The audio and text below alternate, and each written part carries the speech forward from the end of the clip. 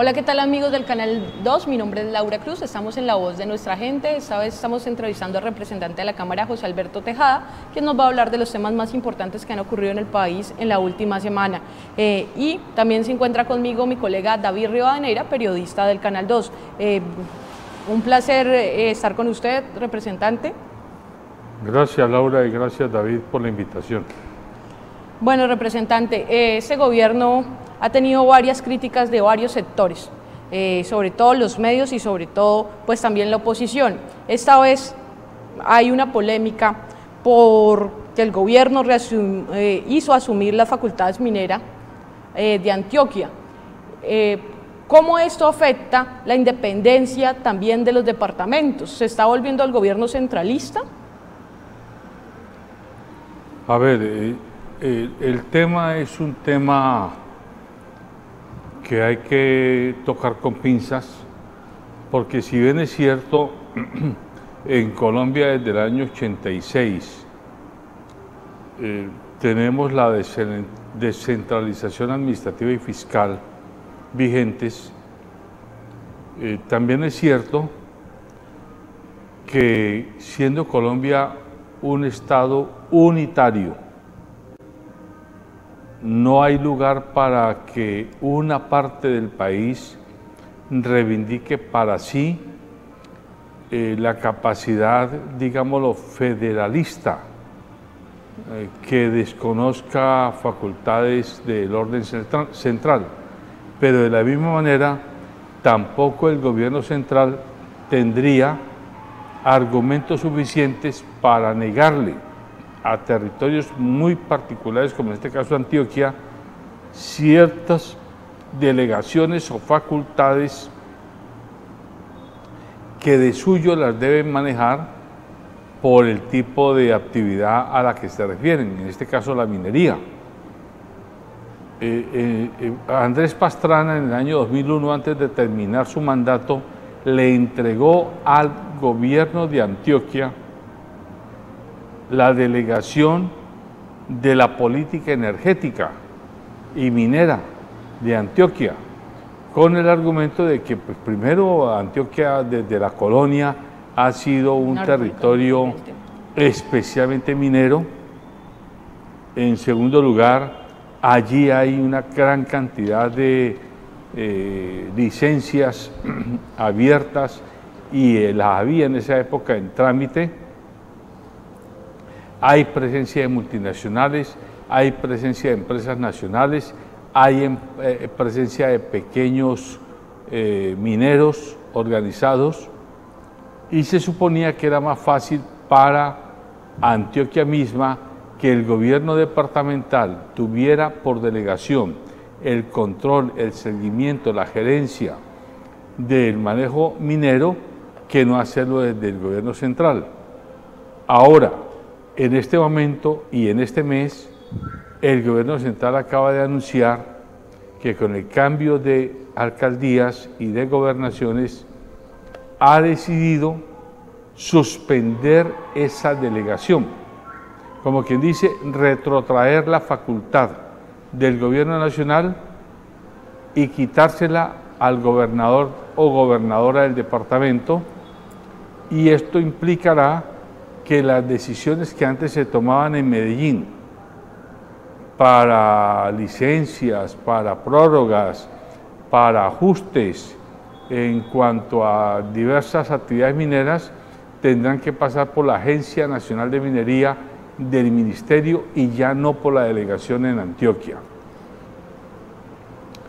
Desde Antioquia está leído esto como una especie de revancha que el gobierno nacional está cobrándole al gobierno regional el que pues allá no ganado, llamémoslo, sectores cercanos al petrismo, o que en todo caso eso sigue controlado Antioquia por el uribismo y por el Centro Democrático, y con esa lectura pues se está generando un nuevo debate en el país. Yo soy del criterio que cuando los gobernantes deciden gobernar más con el ojo político que con el ojo de estadista, las cosas no funcionan bien. Y esto lo digo de lado y lado. Lo digo tanto desde el gobierno nacional como desde el gobierno regional. A mí me parece que antes de tomar esa decisión, el gobierno nacional primero debió ambientar la decisión, porque es que sí suena a una revancha. Así no lo queramos aceptar, suena a que como ¿Cómo no, ambientar? Ambientar es que pues, hagamos un balance, mostremos qué se ha hecho en estos 21 años o 22 años, qué resultados tiene la delegación en la gobernación de Antioquia con respecto a la minería. Por ejemplo, yo conozco el caso de Jericó, con la Anglo Gold Ashanti. Allí ha habido muchas irregularidades. Y el impacto ambiental. Exactamente, pero eso hay que documentárselo al país. Eso no lo pueden saber 4 o 5 técnicos del ministerio. Eso tiene que saberlo el país, pero saberlo decodificado, es decir, que mi mamá lo entienda, que el vecino lo entienda, que el taxista lo entienda, que cualquiera de nosotros lo entienda. Sí, pero es que la corrupción en Antioquia no ha sido tampoco un secreto, ¿no? Digamos que estamos hablando de otro sector, pero Hidroituango es la falla más grande de Antioquia, una de las más grandes que se ha presentado en los últimos años. Sí, pero Hidroituango no está metido ahí, perdóneme. Pero muchos proyectos sí, nada tiene que ver no tiene nada que ver, pero sí ha sido un proyecto que ha dejado muy mal parado al departamento de Antioquia. Sí, pero estamos hablando de corrupción, estamos hablando de minería. O seguimos ideologizando los debates de país, o primero cogemos el problema, lo estudiamos, lo entendemos y después lo ideologizamos. Pero es que de entrada en Colombia nos acostumbramos a que primero ideologizamos. Si es de Rendón, como Rendón del Centro Democrático, es malo per se, es hijo del Averno, es hijo de Satanás. Si es hijo de, ¿cómo se llama? El que era el contrincante de Rendón. De Rendón. Aníbal Gaviria, no, Agudelo. Pérez. Bueno, el que era afecto al petrismo. Entonces, ¿es hijo de quién? ¿De los arcángeles? No, así no puede ser. Por eso estoy diciendo que hay responsabilidad de parte y parte. El gobernante no se puede dejar llevar por la carga ideológica. Pero lo de Rendón, que pide un referendo para que haya autonomía del departamento, de los departamentos, ¿eso no también es una ideología? ¿No sirve para separar más el país? Sí, pero él lo está diciendo es ahora, lo dijo hace varios meses, pero ahora lo está diciendo a propósito de esta medida. De esta medida, pero esto también yo lo tomo como que está ayudando a alimentar la idea que se ha venido gestionando, digamos, este último año a propósito pues de las jornadas electorales, y es esa idea de seguir proponiendo desde algunos departamentos, desde algunos sectores, que en Colombia se piense en el federalismo, en hacer una Colombia federalista. Eso, o sea, precisamente este tipo de decisión del gobierno pues ayuda a alimentar esa idea y a que se sientan esos pasos de que esa idea se vaya alimentando y vaya creciendo. Entonces, ¿cómo asumir o cómo tomar esa posibilidad, si es una posibilidad que realmente cabe en un futuro a mediano plazo en el debate? Pero es algo que realmente beneficiaría. Hagámonos la contrapregunta. ¿Y qué pasa con departamentos como el Meta? ¿Qué pasa con departamentos como Santander? Estoy hablando de departamentos mineros. Con los recursos mineros, sí. ¿Qué pasa con departamentos como Putumayo? ¿Qué pasa con departamentos como Chocó? ¿Qué pasa con departamentos como La Guajira? Esa es la pregunta. Esa es una buena pregunta, porque entonces, precisamente hay unos departamentos que tienen unos recursos mineros, pero y aquellos departamentos que no los tienen, que ahorita, como es el sistema nacional, se permite que regalías o excedentes de regalías de esos departamentos también alcancen a esas regiones que no se ven beneficiadas con tener pues minerales en sus territorios. O sea, yo lo que, en definitiva, el mensaje que yo le quiero dejar al público que nos ve y nos escucha es que yo soy enemigo del adanismo, yo soy enemigo del genesismo. todo político y todo gobernante que crea que el país vuelve a nacer porque llegué yo, a mí me parece que ese no es el camino. Usted puede ser muy inteligente, muy sabio, muy estudioso, muy bien intencionado o intencionada, pero si usted viene aquí a plantearme que el país hay que refundarlo cada 4 años, entonces ¿a qué horas hacemos país? No puede ser. Y ahora, ¿por qué se hace esto con Antioquia y no se hace con los otros departamentos? Que ahí podría entrar entonces sí el tema de la corrupción que coopta en otras regiones los recursos que se obtienen de la minería, de regalías, en La Guajira, por ejemplo. Sí, ha sido un tema eterno, y entonces, por ejemplo, uno podría pensar desde esa región que es una opción viable, más bien que se ha manejado desde el centralismo, pero igual sigue habiendo como el espacio a la duda, porque también desde el centralismo anteriormente se ha manejado, se ha hecho la gestión de esos recursos y no se ven tampoco pues lo suficientemente aplicados en las comunidades. Se supone que son las comunidades las que conocen sus necesidades, pero los gobiernos locales, gobernaciones, alcaldías, no invierten lo suficiente. La Guajira, por ejemplo, ahí está, debería ser un departamento súper próspero, avanzadísimo, gracias a todas las regalías que tiene, pero hoy en día todavía hay muchas regiones en las que pasa un río al lado, pero aún no hay un acueducto lo suficientemente bueno para el municipio, para esos municipios. Entonces esto no se resuelve solo con una medida administrativa. La medida administrativa suena bueno, se vuelve noticia. El gobierno nacional le quitó las facultades al gobierno de Antioquia. Y esa es la noticia. Y entonces no ahondamos. ¿Y qué ha pasado en 21 años? Hágame el balance. Yo lo que estoy pidiendo es, quiero conocer como colombiano, no solo como congresista, sino como compatriota. Quiero conocer qué se ha logrado y qué no se ha logrado. ¿Ha sido un desastre? ¿Ha sido una cantera de corrupción esa delegación? ¿O por el contrario, ha habido problemas de corrupción, problemas de irregularidades, pero hay al lado de eso, no sé, 8, 10, 20, 50 hechos notables de progreso en la comunidad? Yo no lo sé, no conozco la realidad minera de Antioquia, pero lo que sí conozco es que Colombia se construyó a través de la minería antioqueña. Es el departamento, de la región minera y minero histórica de Colombia. Entonces, si estamos, es como que mañana el gobierno nacional dijera, le quito al departamento del Valle toda la facultad de trabajar de la mano con la industria azucarera. Una industria que tiene 170 años de haberse implantado en el Valle del Cauca. Usted no puede venir en 4 años a acabar 170 años. A eso es que me refiero yo. O sea, yo estoy llamando a responsabilidad de lado y lado.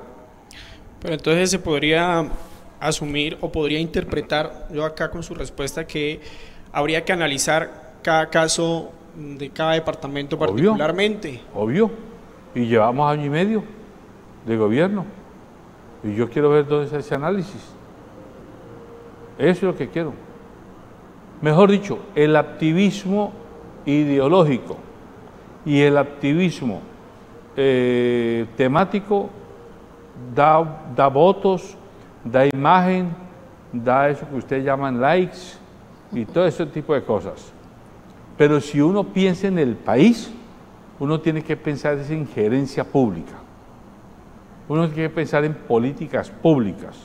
Y uno, antes de pensar en una política pública, tiene que hacer un barrido, conocer el estado del arte de lo que se está haciendo. Ese es mi llamado. Sí, también las industrias cañeras, por ejemplo, en Cali, por más que lleven 170 años, tampoco se puede negar el enorme daño ambiental que han hecho. Y también cómo han estado en disputa con sus trabajadores. Lo mismo en Antioquia, ¿no? Las condiciones laborales, las condiciones ambientales tampoco se han tenido en cuenta. Así tiene que haber una vigilancia del gobierno nacional y del Ministerio de Minas, por supuesto. Bueno, yo quiero pasar a otro tema, si usted está de acuerdo. Quiero hablarle de trabajo. Están haciendo un acuerdo el gobierno nacional con las centrales obreras sobre el salario mínimo. Ya hay una propuesta en la mesa del 18% de las centrales de los gremios. ¿Usted cómo piensa que debe quedar el salario mínimo? ¿Cómo se debe hacer este acuerdo sin que sufra la economía y sin que sufran los trabajadores?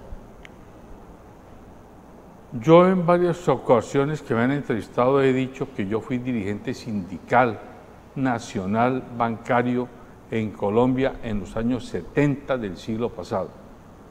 Y he dicho también, por mi formación, que el mundo laboral, el mundo empresarial y el mundo económico ha cambiado en 50 años. Así que no podemos pretender hoy hacer reformas laborales para modelos que ya no existen,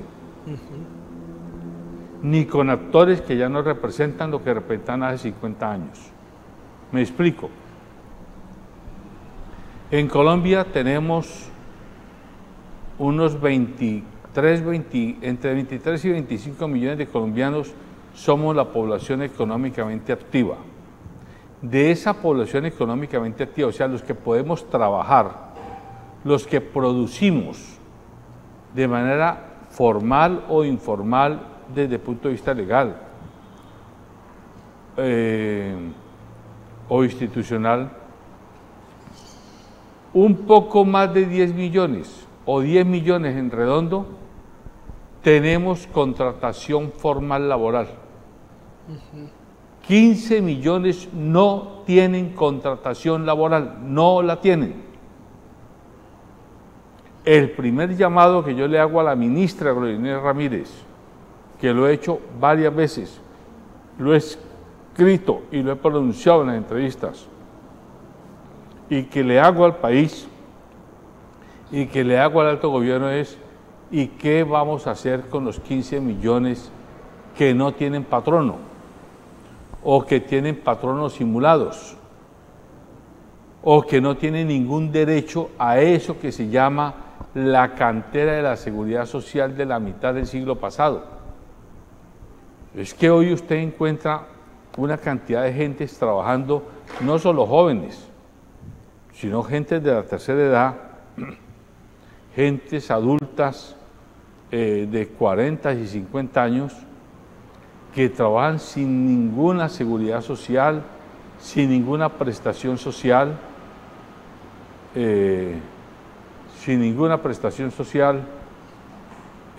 y de qué manera esta reforma lo va a beneficiar. Yo veo que esta reforma está concertando con la CUT, que representa a la USO, que representa a 5 o 6 grandes sindicatos del país. Se está concertando con la FECODE, que representa a 400.000 maestros, que se está negociando con la CGT, que representa a otros 8 o 10 grandes sindicatos del país, y pare de contar. Sí. Entonces, creo que lo primero es que pensemos qué es lo que queremos. Fortalecer un sindicalismo histórico que ya no funciona. Pero los derechos que consiguieron los sindicatos todavía nos cobijan a todos los trabajadores. No los cobijan. ¿Cómo usted me dice que los va a cobijar cuando usted ve gente todos los días trabajando de manera precaria? ¿Cómo me va a decir usted que los derechos que ha conseguido FECODE y la USO le ayudan a la señora que vende aguacates en la esquina? Ah, pero porque están en trabajo informal. Por eso estoy diciendo, esos son 15 millones de colombianos cuenta propia. Sí. ¿Cómo me va a decir usted que esa gente se está beneficiando de acuerdos burocráticos sindicales con el alto gobierno? Entonces yo lo que hago es un llamado es a que si vamos a hablar de reforma laboral, pues pongámonos el trabajo de pensar cuáles son las nuevas modalidades laborales que hay y cómo garantizarle. Aquí yo he dado varias fórmulas. Por ejemplo, las plataformas tecnológicas. Aquí se acusó a Rappi hace varios meses de que Rappi estaba forzando a sacar a todos esos muchachos y gentes que salían en motos y en bicicletas a hacer una marcha en contra del gobierno y a favor de Rappi, que era una manera de manipular a la gente, o a los que manejan un Didi o un Uber, que también se están dejando explotar y manipular. Yo pregunto, mucha de esta gente, un muchacho universitario, su papá tiene un carro, o su hermano, o su mamá, o él mismo. Ese muchacho estudia en el día, tiene 3 horas y sale a las 4 hasta las 8 de la noche a trabajar de conductor en una de esas plataformas. Y yo les he preguntado, ¿y vos en 4 horas cuánto? Algunos me han dicho, no, pues hoy me fue muy mal, o ayer me fue muy mal y me quedé como con 25.000 pesitos, pero otros me han dicho, me quedé con 80.000. Hoy me fue muy bien, me gané unas carreras al aeropuerto y en 4 horas me gané 120.000. Pero entonces, representante, ¿no va siendo hora de que en Colombia se cambie la manera en que se afronta todos los años la discusión del tema del salario mínimo y se replantee todo esto entonces? O sea, frente a un mundo, como precisamente usted está comentando, un mundo cambiante, que ha cambiado con lo digital, un mundo flexible, ¿no es hora de que replanteemos, de que se discuta un replanteamiento de cómo afrontar esto, de cada año subir el salario mínimo? Porque uno es lo que beneficia a la gente que sí tiene un empleo oficial, pues, estable, sí, un empleo con prestaciones, con todos sus pagos, pero otro escenario es, por ejemplo, el de estas plataformas o todo lo que va además anexado al incremento del salario mínimo, porque entonces se vuelve como un círculo. Es decir, se suponía, o pues, por un lado está el punto de que al subir el salario mínimo la gente tiene mayor ingreso, y si hay mayor ingreso habrá una dinamización de la economía, pero por otro lado, al incrementar el salario mínimo, entonces también todo incrementa nuevamente y se sube la inflación y se vuelve como un círculo. Usted tiene razón. ¿Para qué debe servir esta negociación anual? Esta negociación anual, como se siga manejando así, esto es una ¿cómo se llama? Una pantomima. Esperamos y el 30 de diciembre, como no hubo concertación entre patronos y trabajadores, pues el gobierno nacional dice, bueno, entonces que sea el 12%. Por ejemplo, hoy día, las centrales están dando el 18%.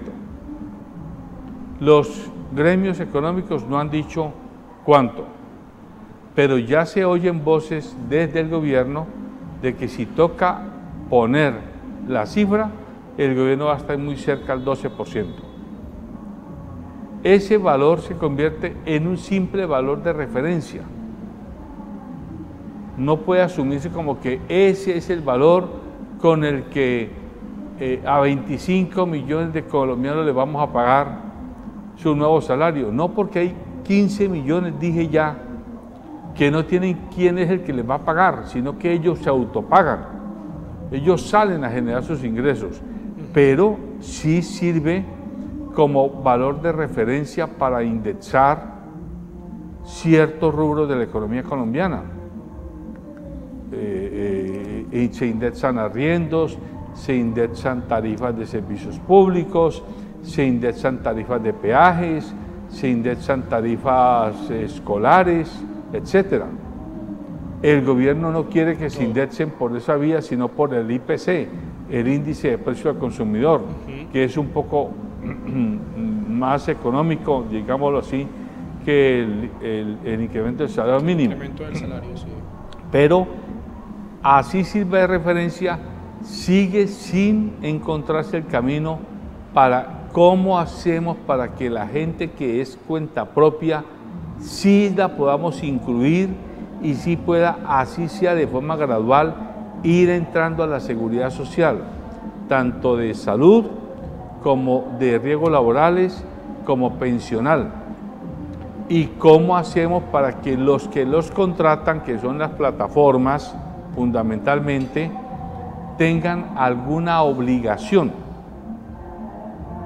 de parte de que si me contratas a mí como motorista, me das el cupo para yo ser un Uber o un Rappi o no sé qué cosa, pues que entonces además de el valor que me pagues a mí por la hora o por el mandado que hago, Del porcentaje. De sí. ese valor, un pedacito adicional, tú como dueño de la plataforma, me lo pagues, no a mí, lo aportes a un fondo que administrará el gobierno para tu seguridad social. Ese sería un avance. Eso ya sería gradualmente comenzar a incluir a esa población que está por fuera de todo régimen laboral en un mecanismo de inclusión social.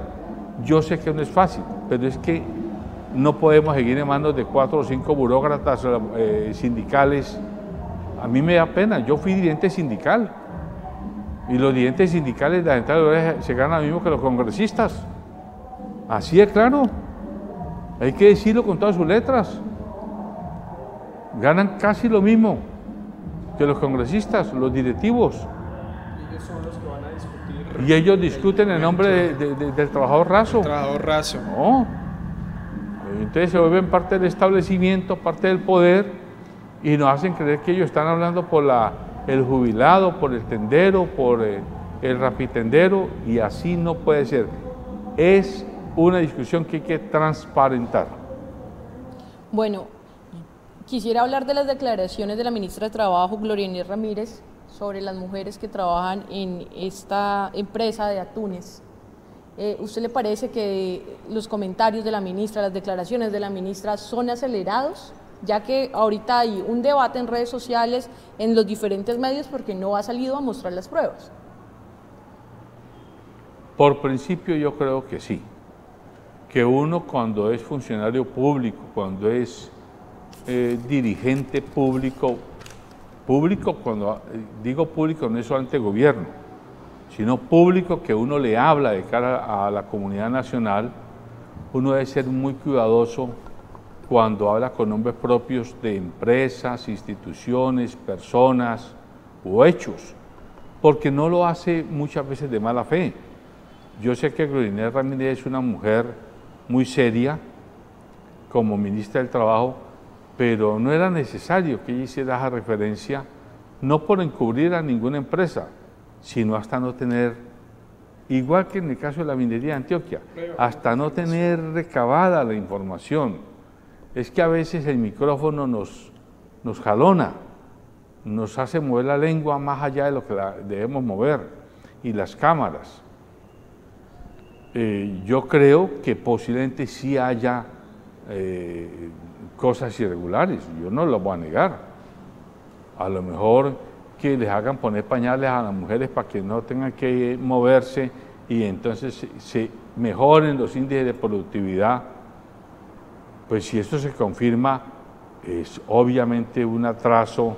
Una bajeza y un atraso de la humanidad terrible. Pues yo no quiero ser peyorativo en los adjetivos, simplemente es un atraso. Es premoderno la relación, para decirlo de manera rápida. Pero también habría que preguntarse, ¿y si esas empresas, y que esto no me lo vayan a interpretar mal, por razón, digámoslo, de, ¿cómo se llama?, los cultivos, son extensos? Entonces yo soy el capataz o como el jefe de cuadrilla. Jefe, sí. Entonces llegan 20 mujeres. A estas 20 mujeres les pido, ustedes comienzan a trabajar a las 7 de la mañana y vuelven aquí, a este punto a almorzar, por ejemplo, a las 11:30 de la mañana. Son 5 horas que ustedes van a estar en campo, y campos retirados 1 kilómetro o 1,5 kilómetros de esta base. Pero allá no tengo forma de llevar baños, o es más antihigiénico, o yo no estoy justificando, estoy imaginándome. Pues si las mujeres concertadamente, si han hecho una concertación con la empresa, y dicen, bueno, nos conviene ponernos unos pañales que nos garanticen que no tengamos la incomodidad de que tenemos que ir al baño porque nos dio ganas de ir a las 2 horas, y eso nos garantice que no vamos a tener quemaduras y bueno, y no sé qué. José Alberto, perdón, yo lo lo interrumpo, o sea, ¿todo vale a nombre de la productividad? No, pero también miremoslo. Así que, ¿por qué tiene que ser inaceptables ciertas alternativas que a la hora de la verdad, si se hacen bien hechas, no afectan ni la salud ni la dignidad de la humanidad? ¿Por qué? O sea, ¿por qué todo lo tenemos que poner en blanco y negro? A eso es que me refiero, que nosotros hemos perdido la capacidad de conversación social. Y cuando digo nosotros es todos y todas. Y no solamente los colombianos, sino que aquí es o es blanco o es negro. Ah, es el patrono. Y el patrono fue el que propuso que le pusieran pañales. Ese es un HP. Ese es un desgraciado o una desgraciada. Y mire cómo maltrata. Pues vaya, averigüe primero. Vaya, mire a ver si es que hubo una concertación. Si fue Pero que el empleado puede concertar con su patrono. Es decir, están en la misma posición de poder. Posiblemente no. Exactamente. Pero posiblemente sí. Eso no lo sabemos. Vaya allá. Vaya y recabe la información. Lo que yo le puedo decir a usted es que muchos de los funcionarios públicos de esas instituciones como la Superintendencia de Salud, como las delegaturas del Ministerio de Trabajo, del Ministerio de Educación, van a las instituciones a hacer supervisiones superfluas, por encima. Eso lo puedo decir con mi experiencia de vida. Pocas veces lo ve uno metiendo la mano y metiéndose de fondo. ¿Por qué? Porque van a cumplir unos cuestionarios, llenan 5 preguntas, ponen 5X y llenan unos cuadros estadísticos. Yo pido es que vayamos a recabar, vayamos con espíritu casi científico. Y claro que si encontramos que eso es una afrenta, que eso es antisanitario, que si eso es una imposición, que si eso es, bueno, todo, pues inmediatamente el ministerio, ¿qué tiene que hacer? ¿Cómo me dice usted a mí? ¿Cómo me dice usted a mí? Hoy se escandaliza usted como periodista si ese problema lo dijo esta mañana que lleva 30 años. En 30 años no nos hemos escandalizado y hoy sí. Bonito, ¿no? Bonita la hipocresía social que estamos vendiendo en el país. Pero porque no se ha hecho público, entonces. Ah, ¿y por qué no se ha hecho público? Sí, pero es que acá no estamos discutiendo si el Ministerio de Trabajo y sus funcionarios han hecho el trabajo bien. Estamos discutiendo las prácticas de la empresa, si recaban con la dignidad de sus trabajadores. Es lo que estamos discutiendo, porque si vamos a comenzar a discutir si el Ministerio ha hecho su trabajo o no, y por eso entonces la empresa tiene o no más justificación, eso no es lo que yo estoy discutiendo. Yo no sé si el Ministerio de Trabajo ha hecho su trabajo bien o mal. Para mí lo ha hecho mal, por supuesto. Si llevan 30 años y no se han dado cuenta. Pero también hay un señalamiento hacia la empresa. Yo no creo que entre un patrono y un trabajador haya las mismas condiciones, a no ser que haya un sindicato que usted tanto los critica. Si no hay las condiciones, para eso está el Ministerio del Trabajo. Y para eso están los sindicatos, o debieran estar los sindicatos, que ya no existen. Que ya no existen, Laura. Los sindicatos, miremos en Cali. Miremos aquí en Cali, 19 sindicatos. ¿Para qué les sirven en Cali? ¿Para qué les sirven a los trabajadores? ¿Para tener guetos? ¿Les importa la vida de los 4.000 trabajadores? ¿Les importa la calidad del servicio que ofrecen Cali a la ciudadanía? O es que esto tiene mucho de ancho y mucho de largo. Y tenemos que aprender a conversar con las cartas sobre la mesa. Y sin dados cargados, y no porque tengamos posiciones diferentes, volvernos enemigos. Mire lo que Bolívar está diciendo, Gustavo Bolívar. ¿Qué está diciendo? Que como somos el gobierno del cambio, que solo con petristas y progresistas debiera estar el gobierno trabajando. Entonces, si usted es un técnico liberal, o usted es un técnico del Partido Conservador, a usted hay que sacarlo. Hay que sacarlo porque usted no representa ni al petrismo ni al progresismo. ¿Eso qué es? Por ahí los caminos, miren, el camino al infierno está lleno de buenas intenciones y no es por ahí.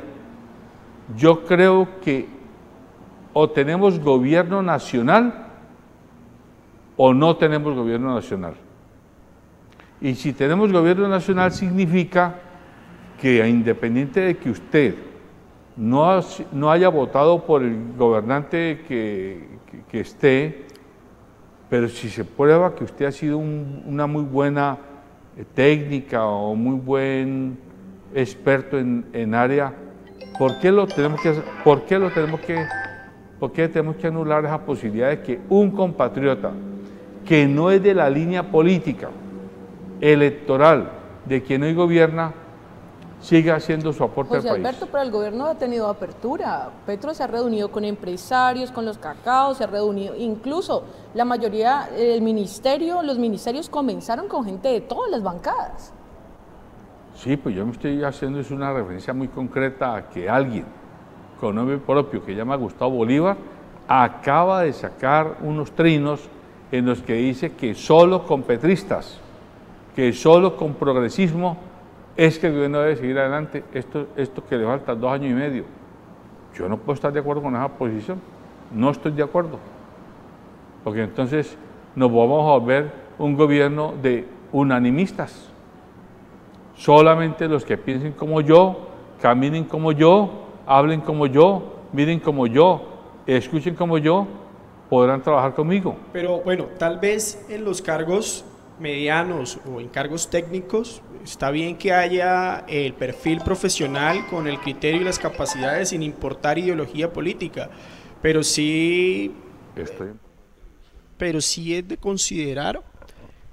considerar que para las posiciones de ministerios y las posiciones importantes, pues es necesario contar con aliados que vayan en la misma línea, porque si no, pues creo que se vuelve difícil y pues realmente poco se ve o se ha visto eso en gobiernos anteriores de otras alas ideológicas. ¿No también salió este ministro Gaviria, cómo es que se llama? Alejandro Gaviria. Alejandro Gaviria, después de haber estado en el gobierno, a firmar una carta contra la reforma de la salud. ¿Y quiénes la firmaban? Todos los que no les convenía la reforma de la salud. Pero yo hago una interpelación ahí, es que yo de Alejandro Gaviria, yo lo que lo he escuchado y lo que he leído de él, lo considero una persona preparada, pero además ecuánime normalmente. No sé pues hasta qué punto él seguía tan ligado a todo el tiempo que estuvo como ministro de Salud durante la época de Santos, que no podía como desligar su pensamiento de lo que está proponiendo el gobierno. Igual hay unas críticas aceptables y unas observaciones, pero pues no lo considero una persona pues demasiado lejana a una capacidad de análisis y raciocinio pues alejado pues del sesgo ideológico contrario al gobierno Petro. Pero de todas maneras sí creo en la necesidad de que en los cargos ministeriales importantes, en los cargos importantes debe haber gente más afín a este gobierno, porque si no, entonces nadie no se puede niega. Volver una... Nadie lo niega. Una espada de Damocles. Pero entendamos que una cosa es el fuero del presidente y otra cosa es lo que se comienza a cocinar de los mandos medios para abajo. Ni Bolívar ni nadie, por amigo que sea del presidente, tiene el derecho de decirle nombre a este o nombre a este porque es más afín a su gobierno o a sus ideas. Esa es una decisión del presidente. El presidente escoge sus 18 ministros y punto.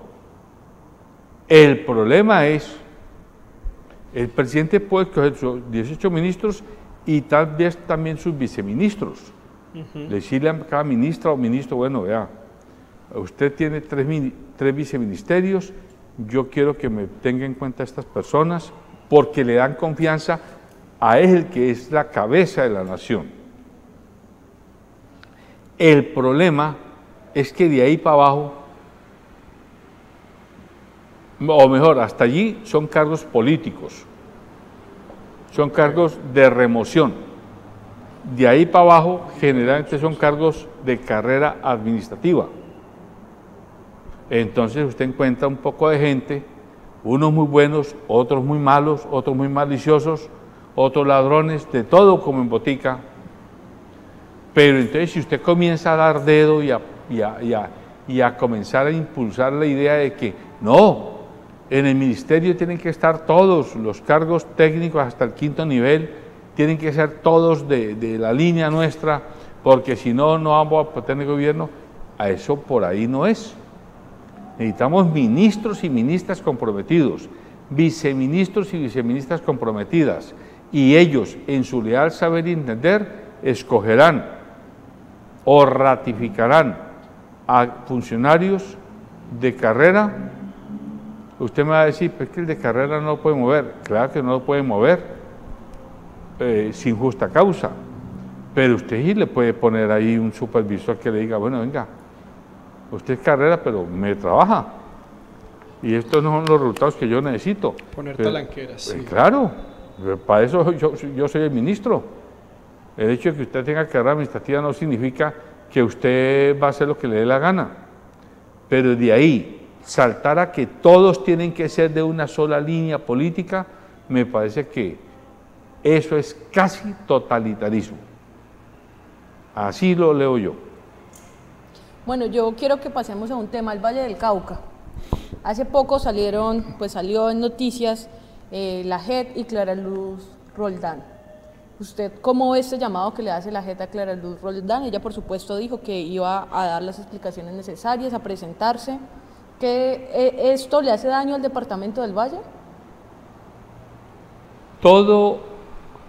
Toda decisión judicial o administrativa que afecte a un gobernante de una región, obviamente afecta a la región.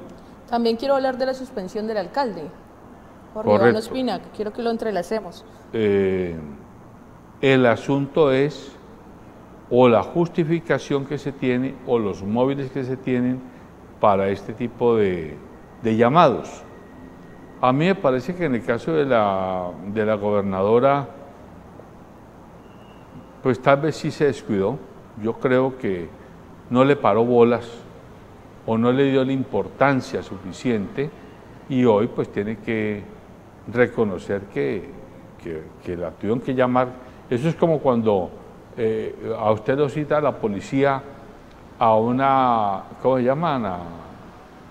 Venga a una exposición libre, ¿sí? Usted no va, pues la segunda vez la policía no lo llama, va con la patrulla a su casa, y si le toca se lo lleva esposado, así sepa a las 5 horas volver. Eso es lo que pasó en este caso. Pero yo no puedo pues de ahí intentar asomarme a que es que Clara Luz tiene compromisos de amparo con cierto tipo de gentes. Ese no, ni tengo la información ni es mi papel. Pasemos al tema del alcalde. Y con el alcalde me parece que es que mire, el galimatías judicial que tiene este país es terrible. ¿Qué sentido tiene? Póngale el sentido común. ¿Qué sentido tiene que a 5 días de terminar el mandato un alcalde, la Procuraduría llegue y le diga, queda suspendido 4 meses? Eso es un rey de burlas.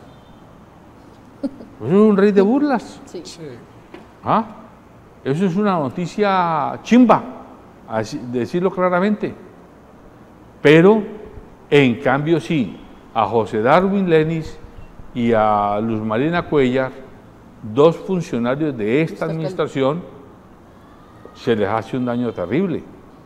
Al uno con 9 años y a la otra con 10 años de impedimento para seguir ejerciendo cualquier cargo público. Me parece que a ellos es que les cayó el agua sucia. No solo el agua sucia, sino el efecto nocivo de este tipo de medidas, con el argumento de que como ellos no son electos sino nombrados, a ellos sí la Procuraduría les puede quitar la facultad de ser mañana secretarios o jefes de prensa de no sé qué cosa. Les tocará irse al sector privado y no más. Me parece que está muy mal diseñado el modelo y además desde la Constitución del 91 yo siempre, y ese es uno de los temas que estando en la Constitución del 91 tuvo mucho debate, si se debía o no crear la Procuraduría. Porque de los ¿Cree que años, la Procuraduría realmente es ¿para qué sirve? ¿Para qué sirve? Para nada. La Procuraduría sirve para asustar gente. La Procuraduría sirve... Se politiza, siempre se Claro. politiza. ¿O es que usted cree que la señora Cabello llegó allí porque es la mejor jurista de Colombia y la persona que está por encima del bien y del mal? No, ella es parte de una camada de políticos costeños que necesitan tener a través de un aparato muy poderoso impersonal, muy poderoso en presupuesto y muy poderoso en capacidad de medidas judiciales, tener a casi 9 millones de, a casi 4 millones de funcionarios públicos ahí en sus manos. A usted lo asustan, a usted le dicen, no cumplió, con copia de la Procuraduría. Y usted sale corriendo, uy no, me van a encartar, me van a empapelar. Y la Procuraduría viene y comienza a llamarte y tal, y cuando uno piensa, mire lo que pasa acá.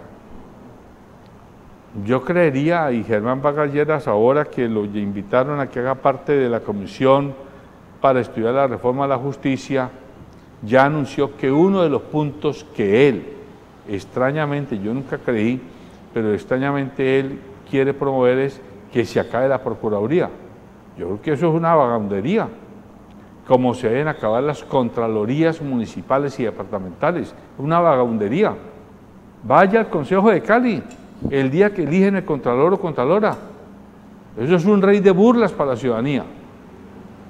Eso está cocinado 3 o 5 días antes. Y van las barras allá que no, que Diego, que no, que Sebastián, que no, que David, que no, que Laura. Mentiras, eso está cocinado. Vaya a la Asamblea Departamental, está cocinado. Escojamos un contralor o contralora que tiene un semejante presupuesto, una semejante institución y que tenga él sí sus delegados territoriales, pero desde Bogotá. Ah, que se volver al centralismo. Mire, la vida es un juego de tensiones. Ni tanto que queme al santo, ni tampoco que no lo alumbre. No necesitamos contralores aquí manejados por los concejales, ni necesitamos contralores aquí manejados por los diputados. Necesitamos que si de verdad va a haber Contraloría, haya control fiscal desde el centro del país. Bueno, representante, para terminar me gustaría preguntarle sobre Cali. ¿Qué día estaba viendo una información y me sorprendía? Cali es la ciudad que ha recibido más desplazados este año. Es decir, Cali es una ciudad refugio. Sin embargo, ni el empleo, ni la vivienda, ni muchas de las condiciones que tiene Cali le sirven de refugio a estas familias. ¿Qué política pública usted piensa que podría implementar el próximo alcalde para tratar además que no vayan estos cordones de miseria, porque la mayoría se van al oriente? Y además de violencia, ¿no? Porque aumenta la violencia. Pues mire, es un tema muy complicado porque primero Cali es una ciudad boca-toma de entrada y boca-toma de salida. Toda la gente que viene del norte y centro del país y que va para el sur del país o para el Pacífico pasa por Cali. Y toda la gente que viene del sur andino y del andén pacífico que quiere ir al centro del país o a otras zonas del país pasa por Cali. Entonces nos hace una ciudad boca-toma. Al ser ciudad boca-toma, somos pues una estación. Y cuando uno llega a una estación, la primera tentación que tiene es mirar si la estación le gusta o si es posible de quedarse allí y no seguir el camino. Eso nos ha pasado a todos cuando hemos viajado. No, quedémonos aquí. Está como bien quedarnos aquí. Quedémonos 3 días aquí y más bien después seguimos. Esos 3 días ven 3 meses, 3 años y entonces comienzan a generarse un problema muy grave de hacinamiento, de insuficiencia de servicios públicos, de insuficiencia de infraestructura de vivienda, etcétera, de empleo sobre todo.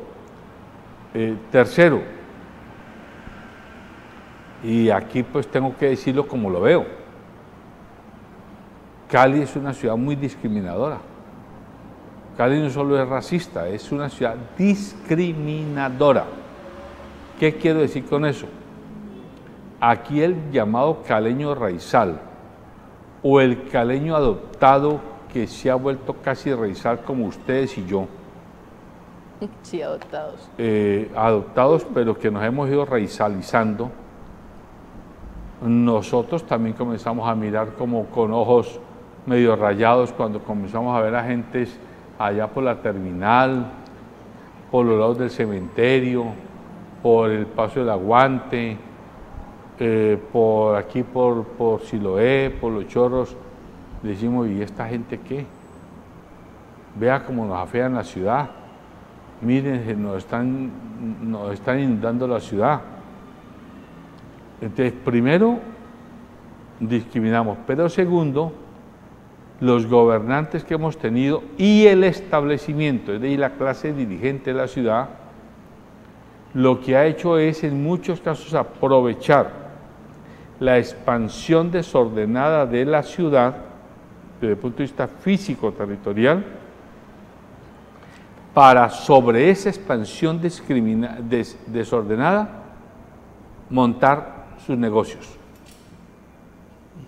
Caso, aquí la zona de la era. Caso, Pance.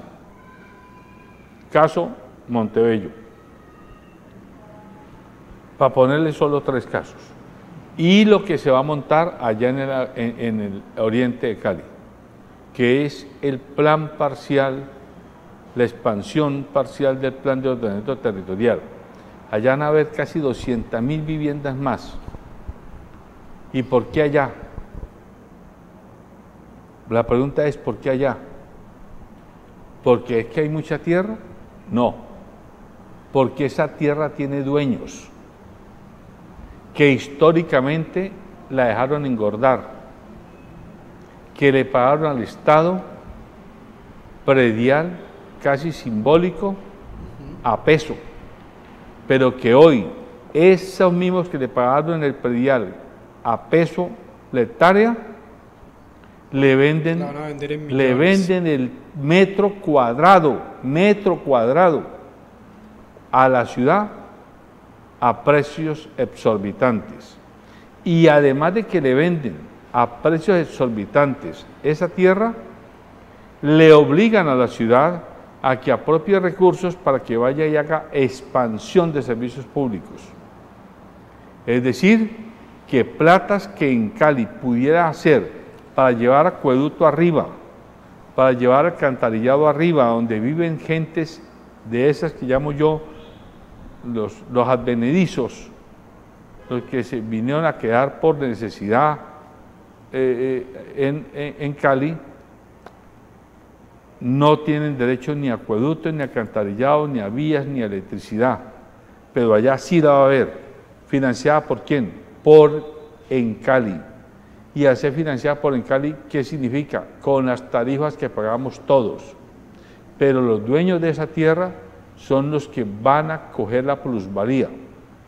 Yo no estoy en contra de que se amplíe la frontera de vivienda, pero yo lo que sí creo es que no podemos seguir creando ciudades donde, con el argumento de que es que necesitamos vivienda, déjenme hacer pingües negocios a mí con el papá Estado, a quien yo no le pagué impuestos durante muchos años, pero que el papá Estado ahora sí me va a pagar a mí en metálico, libre de polvo y paja, y el Estado queda encartado con las vías de penetración y con infraestructura de servicios públicos.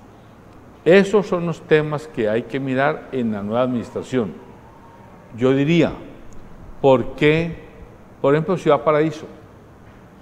Ciudad Paraíso lleva ¿cuántos años ese lote allá? Como 10, más de una década. Sí. Yo conozco casos de señoras, familias que llevaban 80 años 3 generaciones. Lo sacaron que porque hoy ya iba a caer, que porque hoy ya no sé qué, que porque allí no podía vivir. Y hay gentes a las que hoy no les han pagado un peso. Están viviendo hacinados, con la promesa que le van a pagar 20 millones, máximo 30 en algunos casos, por unos caserones de 400, 500 y hasta 800 metros cuadrados, que ya tienen propietarios, porque en ese entorno van a ser ciudadelas residenciales, y no la van a hacer para los mismos pobres que sacaron de allá, sino para clase media como usted, como ella y como yo. O sea, se estaría dando el fenómeno de gentrificación. Claro, porque Cali, sí, y por hoy comencé diciendo que Cali es una ciudad discriminadora. Tener pobres ahí en esa zona, eso es feo. ¿Sí? Esa gente nos hace quedar mal. Llévenlos a un sector donde... Como el comediante personaje argentino, sí, que tú comentas tanto. Sí, está bien que haya pobres, pero no donde yo los pueda ver. Exactamente, exactamente. Entonces, eso allí va a ser seguramente unas torres muy bonitas y van a vivir personas clase media que tienen derecho a comprar, pero ¿y la gente que construyó eso?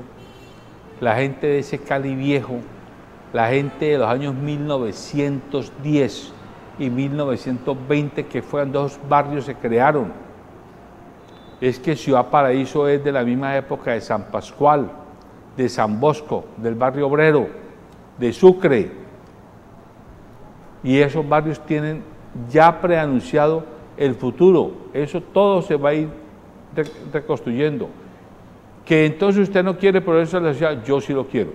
Y sí, hagamos vivienda nueva, pero no a costa de coger a la familia y tirarla como un estorbo. Váyase para el fondo de Agua Blanca, váyase para la loma donde no lo veamos. Al fondo de Agua Blanca no va a haber planes de expansión, ¿cómo se llama? Plan parcial del POT. Va a haber aquí en Ciudad Pacífica, en Bochalema, en toda esa zona, pero en Agua Blanca no hay proyectado.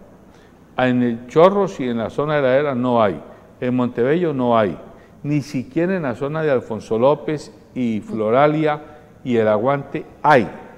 ¿Por qué? Eso hay, el nuevo administrador de la ciudad, el alcalde, tiene que pensar con su secretario o secretaria de vivienda en esos temas. Porque, bueno, desacomódeme a mí y listo, yo vendo mi apartamento, pero si usted me va a comprar mi apartamento a 20 metros, perdón, miren usted, ¿cuánto vale un metro cuadrado de apartamento? Hagan cuentas, amigas y amigos. Cali sigue siendo una de las ciudades más baratas todavía en vivienda en Colombia. Pero aquí en Cali usted ya encuentra apartamentos, no de estratos 5 y 6, de estratos 2 y 3, a 5 millones de pesos metro cuadrado construido. Usted compra apartamentos de 60 metros cuadrados por 300 millones de pesos. Y los de interés prioritario los compra a 180, o sea, a 3 millones de pesos. ¿A cómo le compraron el lote a esa persona? A 18 millones, al 10%. Eso es una vagabundería. Lo dejaron sin casa, con eso ni siquiera eso para es la una cuota injusticia. inicial. Entonces, hombre, no seamos así. Bueno, véndanos, pero no a 18, véndanos a 54, pues, para que usted no vaya y compre un lote y comience allá a hacer otra casita en otro lugar. Pero no a 18 y además no los pagamos. Pero construimos y ahora sí vendemos a usted a 180 o 200 millones. Y usted queda engrampado con el banco como 20 o 25 años. Toda la vida pagando la casa. Esos son conceptos. A mí me gustó mucho la gerente de Camacol Valle, yo me reuní con ella hace como un mes y medio, y ella me hablaba de que existe ya una carrera que se llama Ingeniería de Ciudades. Ingeniero de Ciudades. Qué bien sería que traigamos ese tipo de carreras acá, no solo a Cali, al país, porque son ingenieros pensando eso, El 75% de la humanidad en 30 años vivirá en ciudades. Tenemos que pensar en dónde vamos a vivir, cómo vivimos. Pisando basura todo el tiempo. Inundándose las calles. Exactamente. Polucionando el aire todo el tiempo. No va a ser sustentable ni sostenible. La humanidad se va a ir a pique. Entonces necesitamos una camada de científicos, de profesionales, de expertos, que le ayuden a la administración pública. Mire, hágalo así, hágalo de esta manera. Nadie pierde, todos ganan. Que gane el dueño de la tierra, que gane el constructor, que gane el banquero, pero que gane la señora que tiene una casita de hace 60 años y que no la tiremos por allá al cuarto de San Alejo. Ese es mi llamado. Bueno, representante, muchas gracias por estar acá en este programa con nosotros. Antes de despedirnos, le pido que le mande un mensaje a todas las personas que nos han acompañado este año en este programa, también a sus votantes, y bueno, ahí están las cámaras para usted. Pues el mensaje que yo le doy a la comunidad nacional y a la comunidad vallecaucana es, en primer lugar, que también esto me lo han escuchado ya muchas veces, los tres problemas más grandes que tenemos los colombianos como colectividad es que no somos serios, no somos cumplidos y no somos disciplinados. Porque inteligentes somos, creativos somos, trabajadores somos, capaces somos, pero a la hora de competir, y esa palabra que no le gusta a mucha gente, es necesario ponerla sobre la mesa, perdemos el año porque competimos porque no cumplimos. No competimos porque no somos serios. No competimos porque somos indisciplinados. A usted puede ser muy creativo y usted se cita con colegas de otras nacionalidades y los otros son cumplidores, hacen sus deberes, cumplen los acuerdos, pero yo no sé qué nos pasa a nosotros los colombianos que nos sentimos con la franquicia de, mira, tuve un problema, no, la próxima semana, dame 10 días más, y ahí se pierde el capital social más importante que hay en cualquier colectividad humana, que se llama la confianza. Si no hay confianza, no hay posibilidad de progresar como colectividad humana, porque al final de cuentas lo que usted compra y lo que yo compro todos los días es confianza. Cuando usted va a la tienda de la esquina donde usted vive, usted no va porque le tocó, usted va porque don David, ese señor, vende bien pesada la carne. Usted va donde don David porque don David nunca vende leche con turupes pasada de vencimiento. Usted va donde don David porque cuando yo mando al niño o a la niña a que me traiga media libra de tomate, don David es muy serio y no me lo engaña o no me lo engaña. Me manda los 4 tomates que son la libra de tomate. En cambio, mando a donde otro que queda por aquí cerca y cuando mando al muchachito, me manda 2 tomates que por la libra, me manda leche vencida, me manda carne que siempre está mal pesada. ¿Qué compraste? Confianza. Tú no compraste ni carne, ni leche, ni tomates, compraste confianza. Entonces lo que necesitamos los colombianos es fortalecer las neuronas sociales de la confianza. Si no somos capaces de hacer ese esfuerzo cultural, no vamos a dar el salto de garroche que el país necesita. Ningún país cambia con base en leyes. Ningún país cambia con base en decisiones administrativas y ejecutivas o totalitarias. El país cambia si cambia su cultura cotidiana. Y cultura cotidiana significa que, hombre, la basura que produces, ¿por qué la tiras al vecino? Resuelve tú el problema. Si tienes un compromiso con tu vecindario, con tus compañeros de trabajo, cúmplelo. Eso se llama cultura. Cultura no solamente es ir a ver músicos, ir a ver teatreros, poetas, escritores, bailarines. Todo eso hace parte de la cultura espectáculo. Pero hay una cultura que es la cultura cotidiana.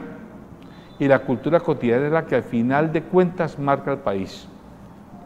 Porque allí o nos respetamos o no nos respetamos. ¿Por qué te violan los semáforos rojos? ¿Por qué andas a todo tiro en el carro si sabes que estamos congestionados?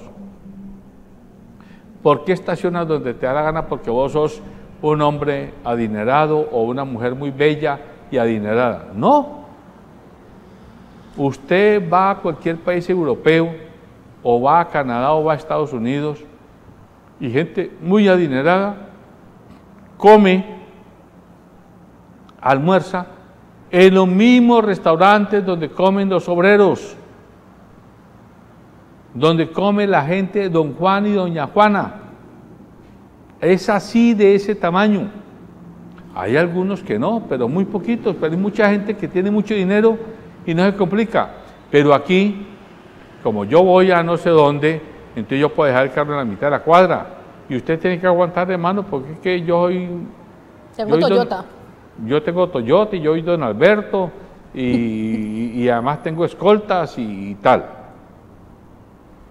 Entonces, ese es mi primer mensaje, o mi segundo mensaje. Primero, seamos cumplidores, seamos serios, seamos disciplinados. Segundo, entendamos que sin cultura no hay cambio societal. Y en la cultura la base se llama confianza. Confianza es que si yo te digo que yo voy a hacer esto, lo voy a hacer. Si te digo no lo voy a hacer, es que no lo voy a hacer. Pero tengo argumentos, no te insulto.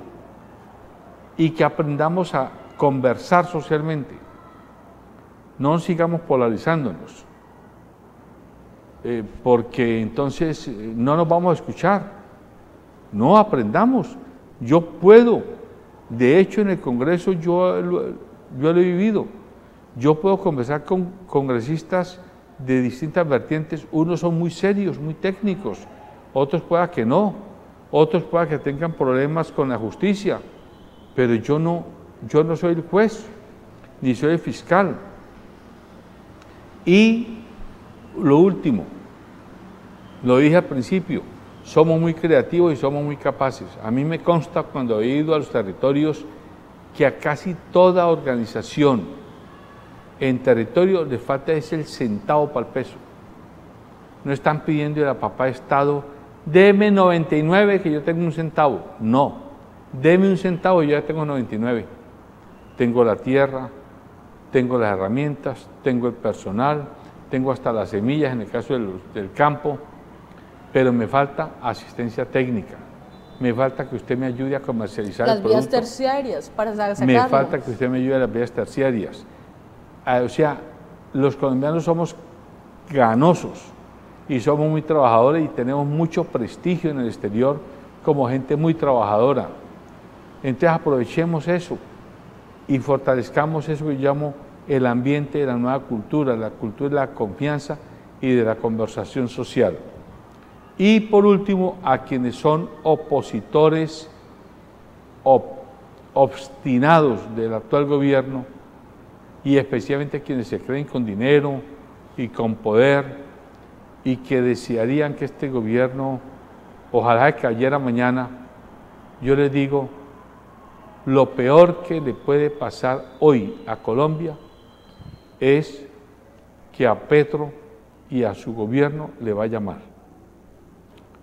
No nos está yendo mal. Como país no nos está yendo mal. Primero, Petro, con su equipo de gobierno económico, ha demostrado una cosa que yo estoy seguro que el establecimiento económico del país no se esperaba. Y ha resultado más ortodoxo en economía que muchos economistas de otros gobiernos.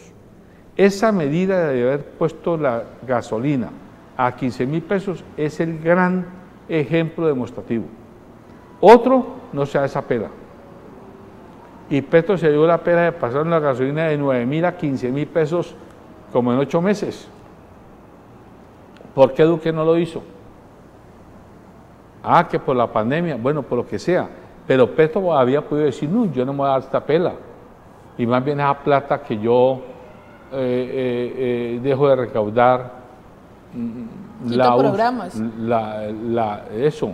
la quito de otros programas. Él fue serio, porque tiene un equipo técnico de economistas, tanto en el Ministerio de Hacienda como en el Departamento Nacional de Planeación, como en el Ministerio de Comercio, Industria y Turismo, que le han hablado claro, como en la Superintendencia Financiera, como en el Banco de la República, y él, que también es economista, pues lo han entendido.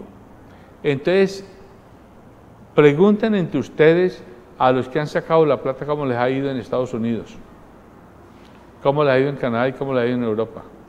Yo conozco casos que no tengo que decir aquí, de gentes que sacaron plata y ya la devolvieron, pero perdiendo.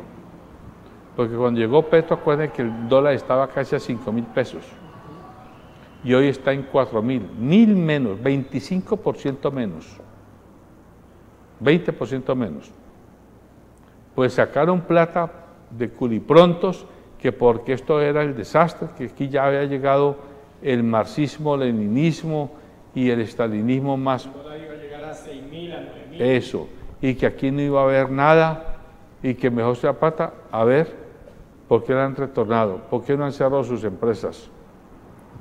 Entonces, no dejarnos llevar por cantos de sirena. Tercero, yo felicité al presidente Petro en un trino y lo he dicho en muchas partes. Ese presidente que se reunió con los dueños de los avisos, con los llamados cacaos, ese es el Petro que necesitamos que en estos 2 años y medio que nos queda de gobierno juegue el partido, que lidere a esos empresarios. Alguien me va a decir, entonces usted lo que quiere es que Petro termine cooptado por Sarmiento Angulo y por los Santo Domingo y por los Ardila y que se vuelva otro no sé qué. Señoras y señores, el gobierno de Gustavo Petro no es un gobierno de revolución. El gobierno de Gustavo Petro es un gobierno de transición y de concertación. Mejor dicho, es un gobierno de reformas graduales. Y usted verá, si usted quiere revolución, pues mire a ver si es capaz de formar otro ejército de los más de los 10 que tenemos de bandas criminales y de todo lo que hay por ahí funcionando. ¿Y eso para qué sirvió a Colombia? 60 años de conflicto interno matando compatriotas.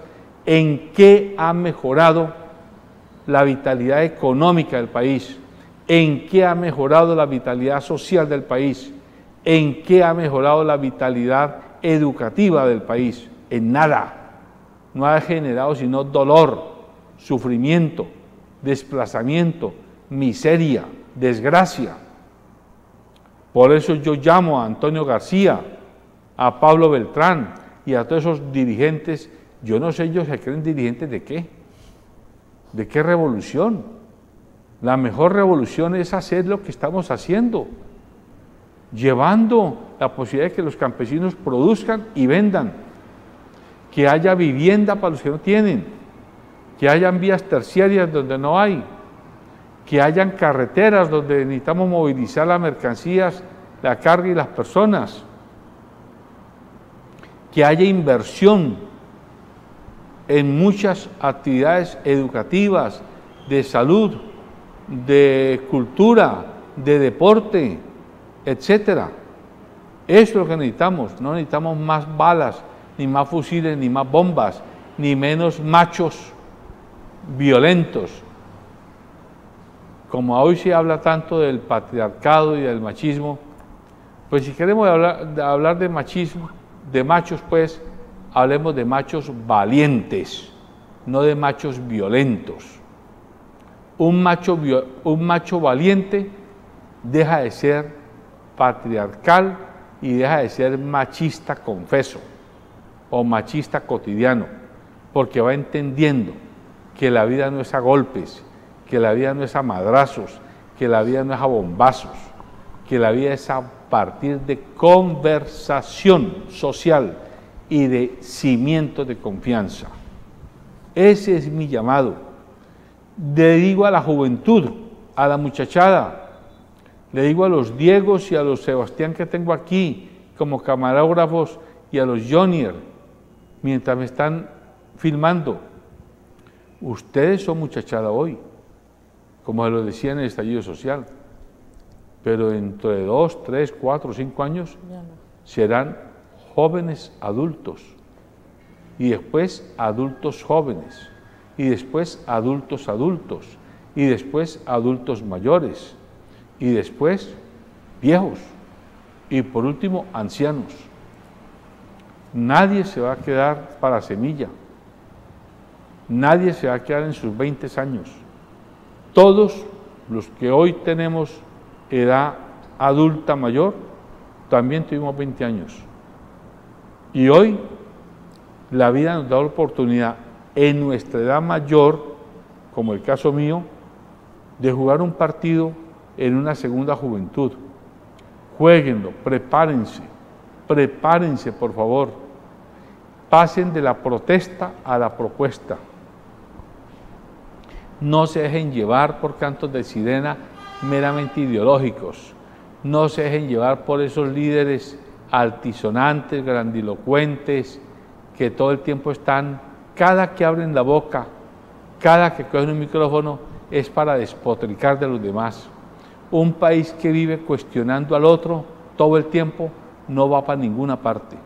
Un país que es capaz de reconocer en el otro, por más diferente que sea, en su actitud y en su pensamiento, que también hay valores allí y que también hay verdades posibles allí y que también hay alternativas posibles allí, ese es el país que va a salir adelante, porque aprendimos una cosa que llama la esencia del espíritu democrático, y es que la democracia, amigas y amigos, no es natural en el ser humano. Los seres humanos somos gregarios, y por eso intentamos ser unanimistas, por eso buscamos la tribu, el clan y el gueto, para hablar entre nosotros mismos y escucharnos entre nosotros mismos. Cada que nos habla otro que no es de nuestro clan, nos suena disonante. Hay que aprender. Ese es el gran ejercicio. Hay que aprender a trabajar con la disonancia cognitiva, es decir, con la disonancia de las otras miradas, de los otros pensamientos, de las otras voces. Ahí es donde nace el verdadero espíritu democrático, que es un aprendizaje permanente, nunca se acabará. Yo tendré que seguir aprendiendo todos los días y usted también. Ese es mi llamado. Y en lo personal, Alberto Tejada les dice a ustedes, véanme o no en televisión, véanme o no en redes sociales, digan de mí lo que digan quienes no me quieren o a quienes fastidio. Yo, Alberto Tejada, ciudadano colombiano, padre de familia,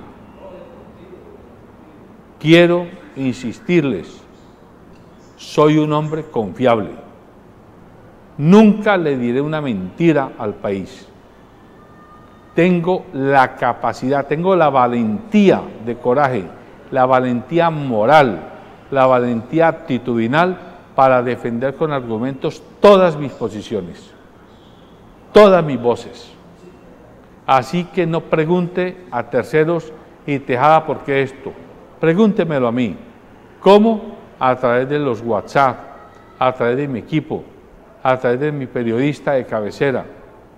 Mándeme las preguntas y yo con mucho gusto contestaré, y contestaré siempre en primera persona, porque no vine aquí a engañar a nadie. Yo vine a intentar dejar un legado, y mi sueño es que cuando termine esta legislatura, si por alguna razón decido o no puedo continuar en la agenda pública, que a un grupo de vallecaucanos y vallecaucanas les quede claro que Tejada participó y aportó en esto. Y quiero seguir siendo una voz aportativa, siempre de buena fe, siempre de buena fe, siempre de buena fe. Muchas gracias. Muchas gracias, representante José Alberto Tejada, por acompañarnos. Muchas gracias a David también, que estuvo hoy con nosotros. Muchas gracias a todo el equipo de producción, pero sobre todo muchas gracias a nuestros televidentes de La Voz de Nuestra Gente, que siempre nos acompañan. Desearles un feliz resto de año, una feliz Navidad con sus familias, todo en paz, todo tranquilo. Un abrazo desde el Canal 2 y desde La Voz de Nuestra Gente para todo nuestro público.